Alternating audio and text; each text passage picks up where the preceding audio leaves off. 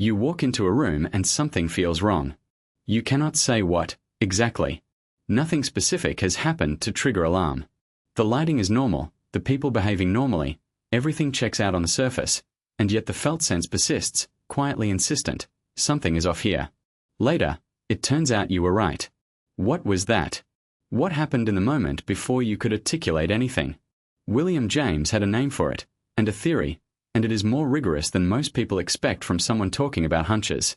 In the Principles of Psychology, published in 1890, James developed one of his most original ideas, the concept of the fringe of consciousness. James had noticed something that earlier psychologists had almost entirely ignored.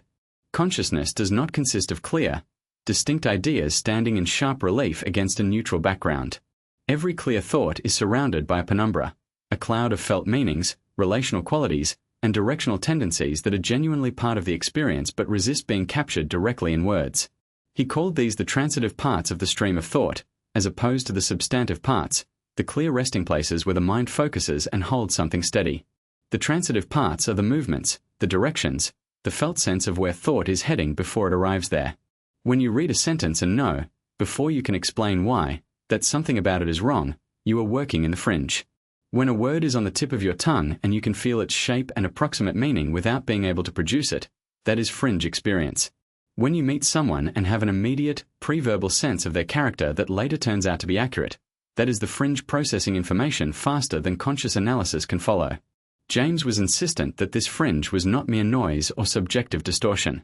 It was carrying real information. The experienced diagnostician who looks at a patient and immediately knows something is wrong, before the test results confirm it, is not guessing randomly. They are reading patterns that years of experience have encoded at a level below conscious articulation. The felt sense is the output of a processing system that runs faster, and in some respects deeper, than explicit sequential reasoning.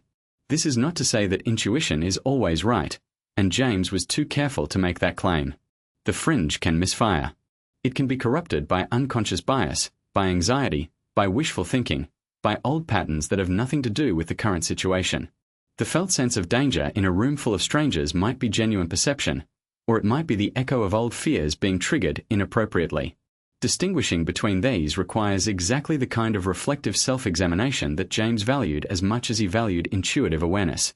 But James's crucial contribution was his insistence that the proper response to the fallibility of intuition is not to dismiss it entirely in favor of explicit reasoning. Explicit reasoning has its own characteristic failures. It can be rationalization, the construction of apparently logical justifications for conclusions already reached by other means. It can be too slow for situations requiring rapid integration of complex information. It can miss what does not fit neatly into existing categories. Neither mode of knowing is reliable in isolation.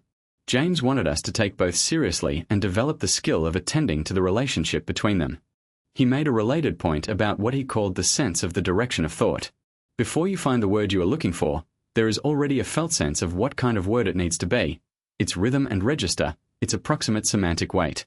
Before you arrive at a conclusion, something in the mind has already felt, in some dim way, where the argument is going. James called this the feeling of the tendency, the sense of what is about to come that precedes its actual arrival. It is the reason an interrupted sentence can feel so uncomfortable. The mind has felt the shape of what should follow and is now holding an empty space where it was supposed to be.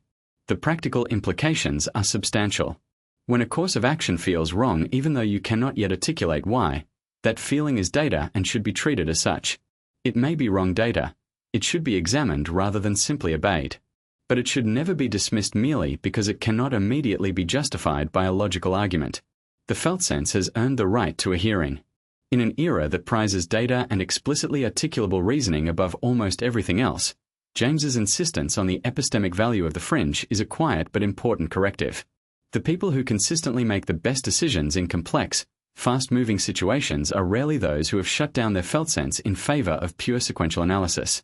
They are those who have learned to integrate both modes, to let the fringe speak, and then to interrogate what it says with rigor and honesty. The knowing that comes before words is real. It deserves to be taken seriously, carefully, critically, and with genuine gratitude for what it perceives that explicit thought, moving more slowly, simply cannot. Subscribe to The Psychology of William James to explore more of his timeless ideas.